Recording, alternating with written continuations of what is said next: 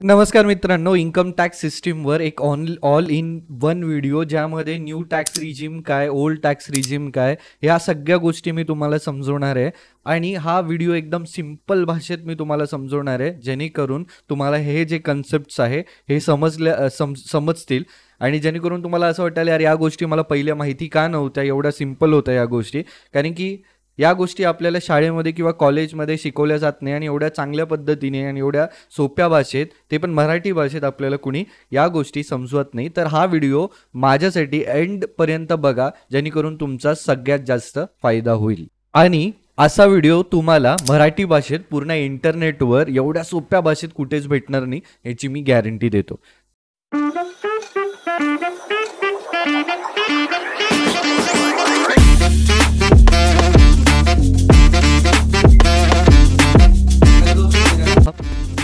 Guarantee देतो.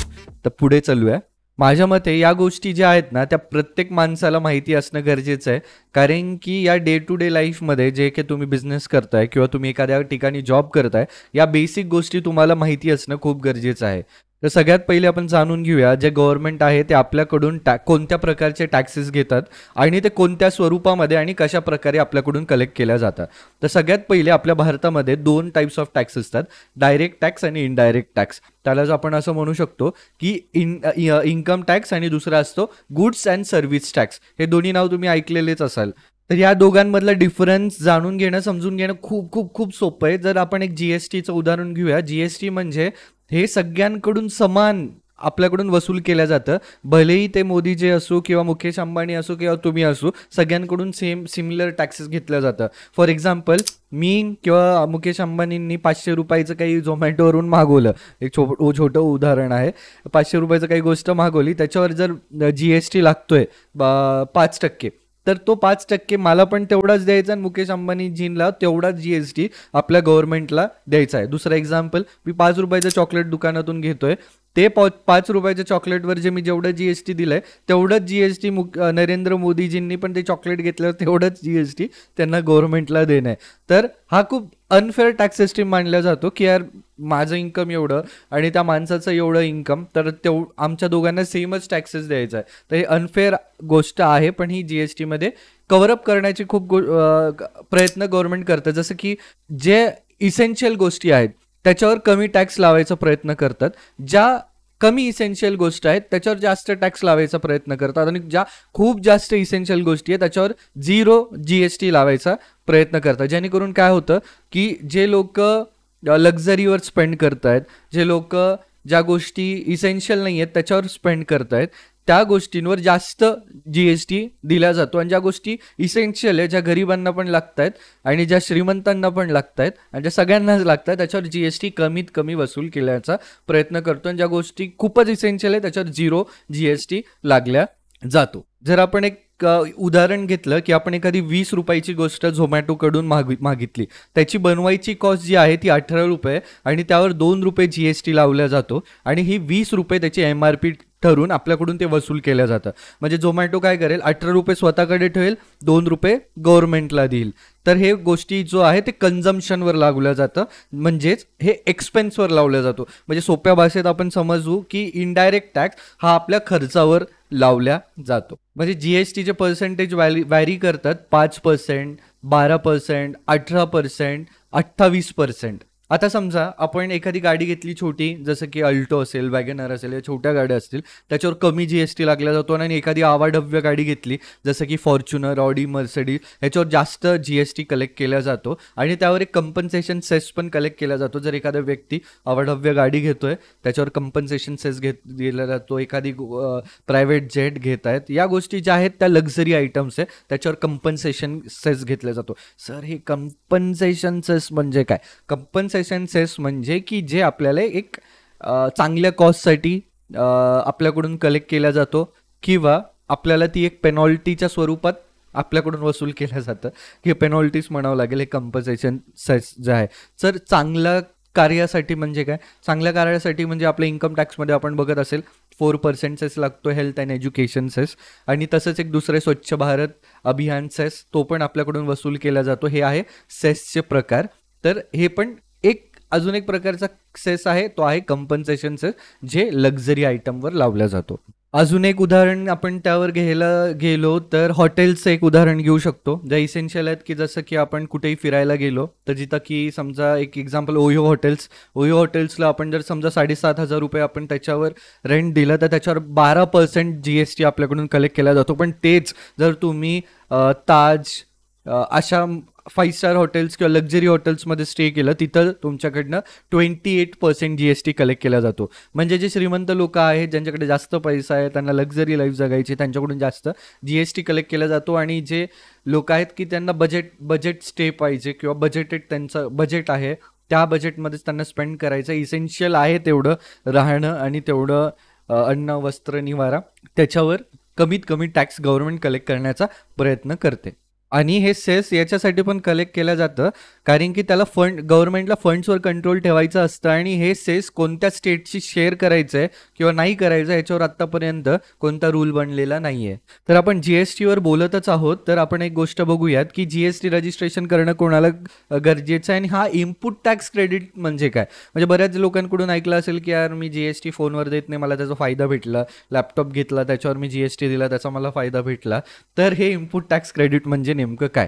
जर तुमचं बिझनेस असेल किंवा तुम्ही एक फ्रीलॅन्सर असाल आणि तुम्ही एका वर्षामध्ये एका विशिष्ट अमाऊंटच्या वरती कमवत असाल तर तुम्हाला GST कलेक्ट करणं अनिवार्य आहे. हे स्टेट टू स्टेट डिपेंड करतं. जसं की महाराष्ट्रासाठी वेगळं आहे, आसामसाठी वेगळं आहे, राजस्थान, गुजरात वगैरे असं वेगळं वेगळं. जी लिस्ट आहे ती मी डिस्क्रिप्शन बॉक्समध्ये लिंक टाकून देईल, तुम्ही चेक करू शकता. सर पण मी या लिमिटच्या वरती जात नाही पण तरी मला GST काढायचं आहे, तर मी काढू शकतो का? हो, तुम्ही काढू शकता. व्हॉलेंटरी रजिस्ट्रेशन तुम्ही करू शकता, पण त्यानंतर तुम्हाला कंपल्सरी रिटर्न्स भरणं गरजेचं आहे. दर महिन्याला तुम्हाला एक सेलचं रिटर्न भरावं लागेल, एक परचेसचं रिटर्न भरावं लागेल. त्यामुळे तुम्हाला एक विचारपूर्वक GST रजिस्ट्रेशन घ्यायचं का नाही हे तुम्हाला कन्सल्ट करून आणि तुम्हाला व्यवस्थित बघून की खरंच गरजेचं आहे का, तेव्हा तुम्हाला GST रजिस्ट्रेशन घेतलं पाहिजे. कारण की त्याच्यामुळे तुमचं कंप्लायन्स कॉस्ट वाढून जाईल, त्याच्यामुळे तुम्हाला ते लक्षपूर्वक घ्यावं लागेल. तर आपण समजून घेऊया इनपुट टॅक्स क्रेडिट म्हणजे नेमकं काय. तर गव्हर्नमेंट म्हणते की आम्हाला GST कलेक्ट करायचं आहे फायनल गुड्स अँड सर्व्हिसेसवर. म्हणजे की जे गुड्स अँड सर्व्हिसेस जेव्हा फायनली बनतात आणि ते जेव्हा कन्झ्युम होतात त्याच्यावर आम्हाला GST कलेक्ट करून आम्हाला आमचा GST आमच्यापर्यंत आला पाहिजे. एक सोपं उदाहरण आपण घ्यायला गेलो तर आपण समजा एक हॉटेलला गेलो, मॅकडीमध्ये गेलो, आपण तिथून बर्गर घेतलं, जे पण आपल्याला आवडतं ते आपण घेतलं, त्याच्यावर आपण पैसे मॅकडीला दिले, त्याच्यावर मॅकडीने आपल्याकडून GST कलेक्ट केला. तर GST कलेक्ट केल्यानंतर ती जे GST आहे ते मॅकडी काय करणार, गव्हर्नमेंटला भरून टाकणार. पण तुम्ही तिथे गेल्यावर बघितलं असेल की तिथं तुम्हाला बसायला फर्निचर आहे, AC लावलेला आहे, तिथे जे फ्राईज बनत आहेत त्यासाठी एक वेगळे इक्विपमेंट्स आहे, बर्गरसाठी वेगळं फ्रायर्स आहेत, तिथं फ्रीज वेगळे आहेत, हे सगळ्या गोष्टी आहेत. त्या बनवणाऱ्या गोष्टींना ऑइल लागतं, मीठ, मिरची वगैरे जे पण असेल ते या गोष्टी त्याच्यावर लागतं. पण मॅकडीला त्या गोष्टींवर पण GST द्यावा लागत असेल, बरोबर ना. जेव्हा आपण त्या मॅकडी कोणाकडून त्या गोष्टी विकत घेत असेल तेव्हा त्या व्यक्तीला पण ते GST दिला असेल आणि त्या प्रोडक्ट बनवून तुम्हाला दिलं असेल आणि तुमच्याकडून पण GST वसूल केला गेला असेल. म्हणजेच मॅकडी तुमच्याकडून GST घेतंय आणि ते पण गव्हर्नमेंटला भरतंय आणि ते जे वस्तू घेत आहेत त्याच्यावर त्या समोरच्या व्यक्तीला GST देतो, तो व्यक्ती पण गव्हर्नमेंटला GST देतोय, ते डबल GST होत आहे. तर असं नसतं. जे आपण विकत घेतोय गोष्टी त्याच्यावर आपण GST दिल्यानंतर एक आपलं GST खातं असतं, त्या GST खात्यावर ते पैसे जमा होत राहतात. जसं की तुमचं पेटीएम वॉलेट असतं किंवा फोनपे वॉलेट असतं, तसं एक GSTचं वॉलेट असतं, त्याला आपण इनपुट टॅक्स क्रेडिट लेजर म्हणतो. त्या लेजरवर ते पैसे मंथली जमा होत राहतात समोरच्यानी रिटर्न भरल्यानंतर. आणि आपण मॅकडीने तुमच्याकडून जे पैसे घेतलेले आहेत 5 रुपये 10 रुपये जे आहे ते त्या लेजरमधून मायनस होत राहतात आणि हे 5-10 रुपये मॅकडी स्वतःकडे ठेवते. म्हणजे जे परचेसवर GST दिलेलं असतं त्याच्यातून ते तुमच्याकडून वसूल केल्या जातं. त्याच्यामध्ये ते इनपुट टॅक्स क्रेडिट जे आहे, इनपुट टॅक्स इकडून क्रेडिट घेतलं जातं, हे जे आहे त्याला आपण या कन्सेप्टला म्हणतो एक्झॅक्टली इनपुट टॅक्स क्रेडिट. जर समजलं नसेल तर कमेंटमध्ये तुम्हाला डाऊट विचारण्याची पूर्ण परवानगी आहे and feel free to ask me any questions. Okay, तर अजून एक उदाहरण देतो मी जेणेकरून अजून नीट समजण्याचा प्रयत्न मी तुम्हाला करतो. समजा एक आता मी एक व्हिडिओ क्रिएटर आहे, मी तुमच्यासाठी एक व्हिडिओ बनवतो जेणेकरून तुम्हाला जास्त फायदा होईल. तर मी हा व्हिडिओ बनवतो, मला क्लायंट्स भेटतात, ब्रँड्स भेटतात, त्यांच्याकडून मी काय करतो, अमाऊंट कलेक्ट करतो. समजा एखादा माणूस आला की तो म्हणाला की सर तुम्ही हे घ्या 1,00,000 रुपये आणि तुम्ही मला तुमच्या व्हिडिओमध्ये माझ्या ब्रँडचं नाव घ्या किंवा माझ्या गोष्टीचं तुम्ही नाव घ्या, जेणेकरून काय होईल की माझ्या ब्रँडचं प्रमोशन होईल. तर मी काय करतो, त्याच्याकडून 1,00,000 रुपये घेतो आणि त्याच्यावर 18,000 रुपये GST लावून त्याच्याकडून घेतो. ठीक आहे, 18,000 रुपये GST लावल्यानंतर मग मी काय करतो, आता हे 18,000 रुपये माझ्याकडे तरी आलेले आहेत, तर ते मला गव्हर्नमेंटला भरावं लागतील. पण हा व्हिडिओ बनवण्यासाठी मला गोष्टी लागतात, जसं की हा माईक लागतोय व्हॉइस क्लिअरिटीसाठी, हा समोर जो कॅमेरा आहे हे लागतंय, हे पूर्ण सेटअप लागतं, हे ग्रीन स्क्रीन सेटअप लागतं, एडिटिंगसाठी सॉफ्टवेअर्स लागतात, त्याला पे करावं लागतं. माझं PC घेतलेला आहे, कम्प्युटर घेतलेलं आहे, त्याच्यात ग्राफिक कार्ड्स आहेत, त्यासाठी मला पेमेंट. या सगळ्या गोष्टींवर पण मी GST भरलेलं असेल, तर ते GST मी जेवढं भरलेलं आहे त्याच्यामधनं हे 18,000 रुपये मायनस होऊन जातात आणि मला GST भरायची काही गरज पडत नाही. हे एक सोपं एक्झाम्पल मी तुम्हाला दिलं. ओके, म्हणजेच की जर मी या सगळ्या गोष्टी विकत घेण्यासाठी मी 50,000 GST भरलेलं आहे, तर ते माझ्या क्रेडिट लेजरवर ऑलरेडी पडलेलं आहे आणि मला हे क्लायंटनी 18,000 रुपये दिले, तर 15,000मधनं ते 18,000 मायनस होतील आणि मला गव्हर्नमेंटला भरायची काही गरज पडणार नाही. पण जर मला इनपुट हे सगळं विकत घेताना मला फक्त 8,000 रुपये भरावे लागले होते आणि मला इकडून 18,000 आले, तर जर बॅलन्स 10,000 रुपये ते मला गव्हर्नमेंटला भरावं लागतील. समजते? तर हे तुमची रिस्पॉन्सिबिलिटी आहे की व्यवस्थित कॅल्क्युलेट करून गव्हर्नमेंटला टॅक्स भरायचा. आणि जर याचा तुम्ही मिसयूज केला, काही गोष्टी घोटाळा केला, तर याच्यावर तुम्हाला पेनॉल्टी लागू शकते आणि तुम्हाला जास्त टॅक्स भरायला येऊ शकतो. तर आपण आता जाऊयात डायरेक्ट टॅक्सकडे. तर डायरेक्ट टॅक्स म्हणजे काय? डायरेक्ट टॅक्स जो असतो तो जास्त फेअर असतो. फेअर म्हणजे काय? तो लागतो प्रोग्रेसिव्ह टॅक्स सिस्टमवर. सर म्हणजे प्रोग्रेसिव्ह म्हणजे की जसं जसं तुमचं इन्कम वाढतं तसं तसं तुम्हाला जास्त टॅक्स द्यावा लागतो. आत्ता आलेल्या डेटावर मी एक सांगतो की जर तुमचं इन्कम 5 लाखाच्या कमी असेल तर तुम्हाला टॅक्स द्यावा लागत नाही. तर आता निर्मला सीतारामननी सांगितलं की आत्ता ऑलमोस्ट 7.4 करोड लोकांनी टॅक्स रिटर्न फाईल केलेले आहे. त्याच्यामध्ये 5.16 करोड लोक असे आहेत की त्यांनी नील रिटर्न फाईल केलेलं आहे. म्हणजे त्यांनी असं सांगितलं की आमची जे इन्कम आहे ते टॅक्सेबल इन्कमपेक्षा कमी आहे. आणि जे 2 कोटी लोक जे आहेत त्याच्यामध्ये पण 40% लोक असे आहेत की जे मॅक्झिमम टॅक्स स्लॅबमध्ये आपलं रिटर्न भरतात. म्हणजे आपण असं म्हणू शकतो की ओव्हरऑल इंडियन पॉप्युलेशनमध्ये 1-1.5% लोक जे आहेत ते टॅक्स भरतात गव्हर्नमेंटला, जे डायरेक्ट टॅक्सच्या स्वरूपामध्ये. आपल्या भारतामध्ये सगळ्यात जास्त टॅक्स देणारा व्यक्ती म्हणजे सॅलरीड माणूस. जो जॉब करून पैसे कमवतो तो टॅक्स आधी भरतो, त्याच्यानंतर खर्च करतो. त्याचं एक एक्झाम्पल देऊ म्हणलं की आपण एखाद्या कंपनीमध्ये जॉबला लागलो तर जेव्हा आपली सॅलरी होते त्या सॅलरीमधनं टॅक्स कट करून आपल्याला सॅलरी केल्या जाते. आणि त्याच्याच विरुद्ध म्हणजे बिझनेसमॅनला खर्च केल्यानंतर जो पण प्रॉफिट राहील त्याच्यावर टॅक्स लागतो. तर बरेच लोक असे म्हणतील हे फेअर आहे का की सॅलरी लोकांसोबत हा तर अन्याय आहे. पण जो बिझनेस असतो, जर बिझनेसवर त्याला पैसे आले आणि पैसे आल्यानंतर खर्चच एवढे झाले तर जो प्रॉफिटेबल नाही राहिला तर तो टॅक्सच कसं भरणार किंवा तो बिझनेसच कंटिन्यू कसं करणार. तर ही एक खूप मोठी एक सायकोलॉजी आहे किंवा एक दृष्टिकोन आहे बिझनेसकडे बघण्याचा. की कारण मला एक जर 100 रुपये माझ्याकडे आले सेल्स करून, तर सेल्स केल्यानंतर मला खूप जर रेंट द्यायचं आहे जागेचं, त्याच्यानंतर जे माझ्याकडे काम करतात त्याचे पेमेंट्स करायचं आहे, ज्या गोष्टी आपण विकत घेतल्या त्या आपल्याला सगळं पेमेंट करायचं आहे. हे सगळं केल्यानंतर जो प्रॉफिट राहील ते माझं रेव्हेन्यू राहील आणि त्याच्यावर मी टॅक्स द्यायला तयार आहे. त्याच्याच विरुद्ध सॅलरी माणसाचं जॉब केल्यानंतर जॉब करून आपल्याला पेमेंट येतं आणि त्या पेमेंट केल्यानंतर मग आपल्याला जे पर्सनल एक्सपेन्सेस आहे ते केल्या जातात. हे बिझनेसचे जे एक्सपेन्सेस असतात ते सोसायटीच्यासाठी असतात, जेणेकरून जे सामान्य माणूस आहे त्यांना जॉब जनरेट होतील, रोजगार निर्माण होईल. या सगळ्या गोष्टी नजरेमध्ये ठेवून या गोष्टीला असं टॅक्स सिस्टीम केलेली आहे. तर टॅक्स स्लॅब्स काय असतात? डायरेक्ट टॅक्समध्ये काय असतं की तुमच्या इन्कमवर जेवढी इन्कम झाली तेवढा तुम्हाला टॅक्स द्यावा लागतो.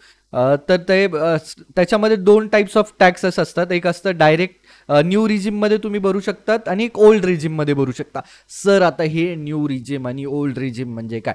ओल्ड रिजिम म्हणजे जर तुमचे इन्शुरन्स पॉलिसीज आहेत, तुमचे मेडिकल एक्सपेन्सेस आहेत, तुमचे HRA पेमेंट आहे, HRA म्हणजे घर भाडं तुम्ही भरत असाल, जर असे काही प्रकारचे एक्सपेन्सेस आहेत जे खर्च सॅलरीड माणूस त्यांच्या ITR मध्ये किंवा त्यांचे जिथून त्यांना पगार येतो त्या लोकांना हे सगळं खर्च दाखवून त्यांचा टॅक्स सेव्ह करू शकतो. आणि त्याच्यावर विशिष्ट प्रमाणे टॅक्स स्लॅब्स लागल्या जातात, जसं की 10%, 15%, 20%, 30%, हे असे वेगवेगळे स्लॅब्स आहेत विथ सेस. आणि न्यू टॅक्स रिजिममध्ये काय होतं, हे जे टॅक्स रेट्स आहेत ते कमी असतात, पण हे जे खर्च तुम्ही जे दाखवताय, HRA असेल, लाईफ इन्शुरन्स असेल, हेल्थ इन्शुरन्स असेल, मेडिकल एक्सपेन्सेस असतील, असे जे गोष्टी आहेत त्या तुम्ही न्यू रिजिममध्ये क्लेम करू शकत नाही. तर हा बेसिक डिफरन्स आहे न्यू रिजिम आणि ओल्ड रिजिममध्ये. ओल्ड रिजिममध्ये तुम्ही HRA, घर भाडं जे आहे ते, लाईफ इन्शुरन्सचे खर्च, PFचे खर्च, असे वेगवेगळे खर्च जे इन्कम टॅक्स डिपार्टमेंटनी मान्यता दिली आहे ते क्लेम करू शकता. आणि न्यू रिजिममध्ये ते तुम्ही क्लेम करू शकत नाही, पण टॅक्स रेट जे आहे ते तुम्हाला कमी लागतील. तर तुमचं इन्कमवर ते व्यवस्थित कॅल्क्युलेट करून आणि तुमच्या इन्व्हेस्टमेंट्स कॅल्क्युलेट करून तुम्हाला निर्णय घेतला पाहिजे की कोणत्या रिजिममध्ये आपल्याला जायचं आहे, ओल्डमध्ये जायचं आहे की न्यू रिजिममध्ये जायचं आहे. ठीक आहे. अजून एक कन्सेप्ट मी तुमच्याशी डिस्कस करतो, तो आहे की ॲडव्हान्स टॅक्स काय प्रकार आहे. तर गव्हर्नमेंट म्हणते की तुमचं जर इन्कम विशिष्ट अमाऊंटच्या वरती जात असेल तर तुम्ही टॅक्स एकदा नाही चारदा भरा. म्हणजे तुम्ही जर वर्षाच्या एंडला जो तुमचा टॅक्स येणार आहे ते तुम्ही अँटिसिपेट करा आणि क्वार्टरली तुम्ही ते टॅक्स पेमेंट करत जा. म्हणजे तुमच्या इन्कमवर टॅक्स 1 लाख रुपये लागत असेल वर्षाच्या एंडिंगला, तर तुमच्यावर बर्डन येऊ नये म्हणून तुम्ही काय करा, 25,000 रुपये भरून वर्षाच्या एंडपर्यंत 1 लाख रुपये भरून टाका. जर सर नाही भरायचं, मला वर्षाच्या एंडिंगलाच 1 लाख रुपये भरायचं, तसं जर तुम्ही केलं तर तुम्हाला त्या टॅक्सवर पण इंटरेस्ट लागेल आणि पेनॉल्टी लागेल. तर तुम्हाला ॲडव्हान्स टॅक्स भरणं पण अनिवार्य आहे आणि कंपल्सरी आहे. आणि अजून काही गोष्टी तुम्हाला जर माझ्याकडून समजून घ्यायच्या असतील तर तुम्ही कमेंट करू शकता किंवा माझा फोन नंबर डिस्क्रिप्शन बॉक्समध्ये दिलेला आहे, त्याच्यावर मला संपर्क करू शकतात. हा व्हिडिओ तुम्हाला आवडला असेल तर प्लीज लाईक करा, शेअर करा तुमच्या मित्रांसोबत, मैत्रिणींसोबत, घरच्यांसोबत, आणि सबस्क्राईब करा माझ्या चॅनलला, किंवा त्याच्यामुळेच मला मोटिवेशन मिळेल आणि अजून नवीन व्हिडिओ बनवायला मी प्रयत्न करेल. धन्यवाद.